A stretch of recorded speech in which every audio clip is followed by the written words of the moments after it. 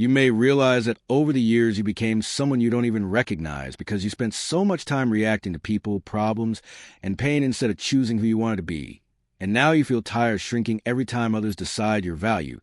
But the Stoics taught that real strength begins when you stop waiting for the world to change and start controlling your own mind, because you cannot control events, opinions, or losses, only your thoughts and actions. And once you understand this, you begin to reclaim yourself.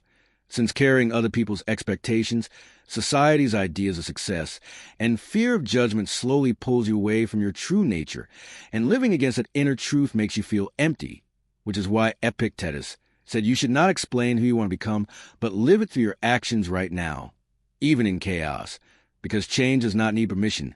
It only needs courage. And while many people believe becoming better means controlling outcomes and the future, Stoicism teaches that most of life is out of your control, and that this is freedom, not loss, because obstacles are not punishments but lessons. Failures are not proof of weakness but training, and pain is not the end but a path forward.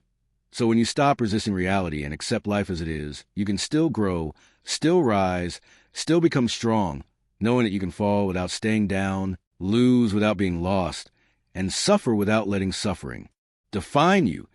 Becoming your best self does not start with motivation or big plans, especially when you feel tired and your life did not go the way you expected. It starts by letting go of the version of yourself you thought you had to be and accepting the sadness of realizing you chased goals that were never truly yours, because most of your pain does not come from what happened but from the story you keep telling yourself about it, that you are late, broken, or behind, when in truth it is not too late and you are not lost. You are simply ready to stop running and face the present moment. And the Stoic path is not about creating a new identity, but removing the masks, fears, and defenses you built to survive old situations so you can return to who you really are. And this work does not require inspiration but daily action. Showing up every day and choosing to act with courage instead of fear, discipline instead of quitting, wisdom instead of reacting, and dignity instead of revenge, even when no one is watching. Because like Marcus Aurelius taught, you should expect people to disappoint you and still protect your character, not changing others or waiting for rewards, but refusing to let life turn you into someone you do not respect.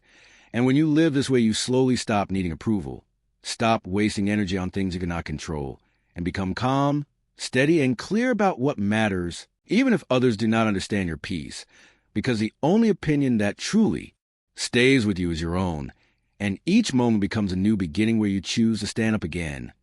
Keep walking and stop abandoning yourself, knowing that on this path you will eventually meet a version of yourself you're proud to be.